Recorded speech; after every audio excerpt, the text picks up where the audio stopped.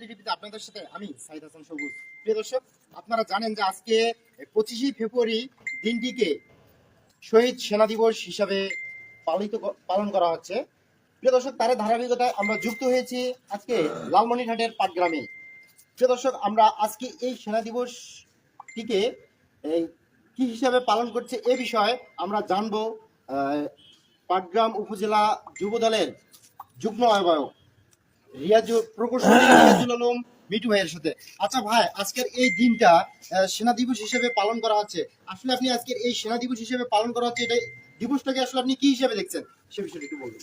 ধন্যবাদ আলোকিত টিভির রিপোর্টার আবু সাইদ সবুজকে সুন্দর একটি প্রশ্ন করছে যে আজকে 25শে ফেব্রুয়ারি জাতীয় সেনা দিবস, শহীদ সেনা দিবস হিসেবে পালন করা হচ্ছে সরকারিভাবে, সরকারি ছুটি ব্যতীত।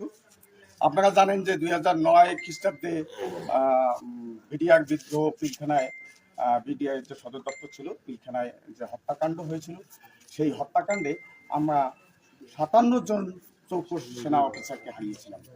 সর্বমোট 25শে ফেব্রুয়ারি হত্যাকাণ্ডে যে নারকীয় হত্যাযজ্ঞ চলেছিল, সেখানে আমরা 74 জনের মৃত্যু হয়েছিল।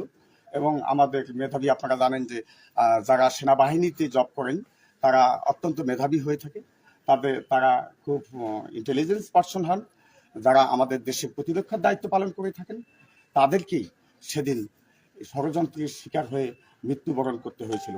এবং শুধু মৃত্যুই নয়, সেদিন পিলখানায় নারকীয় ঘটনা ঘটেছিল, যা আপনারা অবগত আছেন। সেই দিক থেকে এই সেনা অফিসার আমরা হারিয়েছি, সেটা আমরা আজও পূরণ করতে পারিনি। আমার মনে হয় না যে বাংলাদেশ এটি আরো কয়েক বছরে এটি পূরণ করতে পারবেন। আমরা যে হারিয়েছি, আমাদের এই বিষয়ে শিল্পী হায়দার আলী একটি গান রচনা করেছিলেন যে যার চলে যায় সেই বুঝে হয় বিচ্ছেদে কি যন্ত্রণা।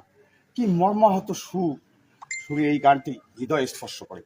আপনারা জানেন যে আমরা এই হত্যাযজ্ঞের তীব্র নিন্দা ও প্রতিবাদ জানিয়েছিলাম, কিন্তু হত্যাকারীরা এখনো তাদের শাস্তি পায়নি এবং যারা শহীদ হয়েছেন সেই শহীদ পরিবাররা তারা এখনো সুবিচারের আশায় দাঁড়ে দাঁড়ে ঘুরতেছেন। আমরা চাই এই জাতীয় দিবসটি, এই শহীদ সেনা দিবসটি আন্তর্জাতিকভাবে পালিত হোক।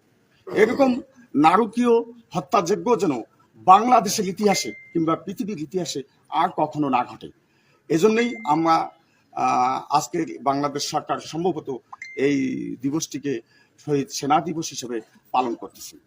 আচ্ছা ভাই, আমরা আরেকটা বিষয় বিভিন্ন মিডিয়া এবং বিভিন্ন চ্যানেলে আমরা শুনতেছি যে আজকের যে উপদেষ্টা নাহিদ, সে নাকি আজকে পদত্যাগ করেছে এবং আমরা আরো একটি বিষয় জানতে পারছি সে নাকি নতুন ভাবে দল গঠন করতেছে। এই বিষয়টা আপনি কতটুকু কি জানেন সে বিষয়টি বলুন। আমরা বেশ কিছুদিন থেকে মিডিয়ায় দেখতে পাচ্ছি, আপনারা জানেন যে এই উপদেষ্টা নাহিদ মহোদয় ছিলেন বৈষম্য বিরোধী ছাত্র জনতার আন্দোলনের উনি সমন্বয়ক ছিলেন। সেই দিক থেকে পুরস্কার হিসেবে তিনি আমাদের এই অন্তর্বর্তীকালীন সরকারের উপদেষ্টা পদে তাকে দায়িত্বভার দেওয়া হয়। বলতে গেলে এটি তাকে এক ধরনের পুরস্কার প্রদান করা হয়েছিল। কিন্তু ইদানিং শোনা যাচ্ছে যে এই বৈষম্য বিরোধী ছাত্র জনতার আন্দোলনে যারা সমন্বয়ক ছিলেন, যারা প্রাণ দিয়েছেন, যারা এই আন্দোলনে ওতপ্রোতভাবে জড়িত ছিলেন, গুরুত্বপূর্ণ ভূমিকা রেখেছেন, অবদান রেখেছেন, অনেকে প্রাণ দিয়েছেন, বিসর্জন দিয়েছেন, হ্যাঁ, সে কারণেই এখন বাংলাদেশের প্রয়োজনে ওনারা একটি দল গঠন করতে চাচ্ছেন।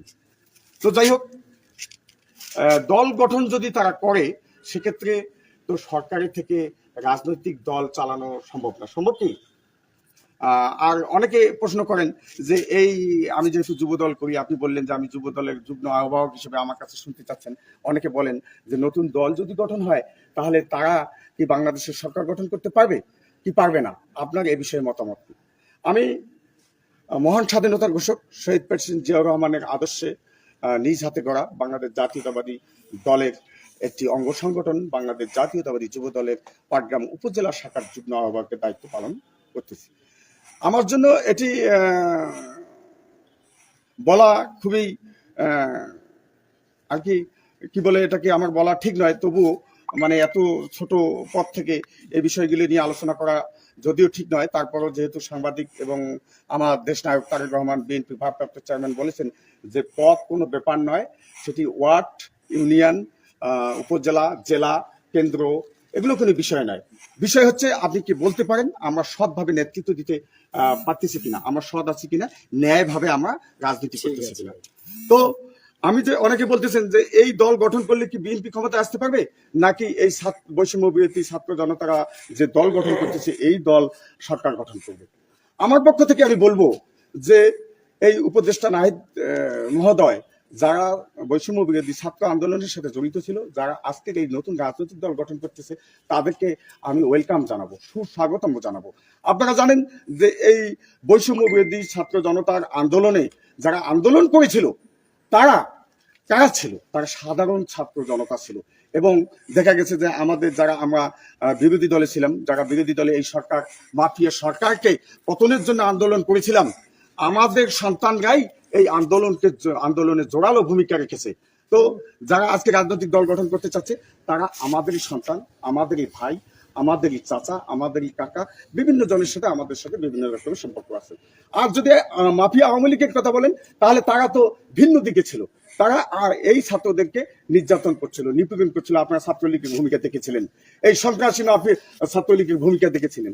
তো আমি সর্বশেষ যে কথাটি বলতে চাই যে উপদেষ্টা নাহিদরা বৈষম্য বিরোধী ছাত্র আন্দোলনের যে নেতারা যে নতুন দল গঠন করতেছে, এরা যদি বাংলাদেশের জনগণকে বুঝাতে পারে এবং নির্বাচনে ভূমিকা রেখে সরকার গঠন করতে পারে, আলহামদুলিল্লাহ আমরা বিএনপির পক্ষ থেকে, যুব দলের পক্ষ থেকে আমরা তাদেরকে সহযোগিতা করব, তারা নতুন দল গঠন করবে, কারণ তারা তো আমাদেরই সন্তান, তাই না? এই জন্য এই রাজনৈতিক দলটির উত্তর সমৃদ্ধি এবং বাংলাদেশে একটি প্রভাবশালী রাজনৈতিক দল হিসেবে গড়ে উঠুক, এই প্রত্যাশা রেখে আমি আজকের এই আলোচনা এখানে শেষ করছি। আল্লাহ হাফেজ। বাংলাদেশ জিন্দাবাদ।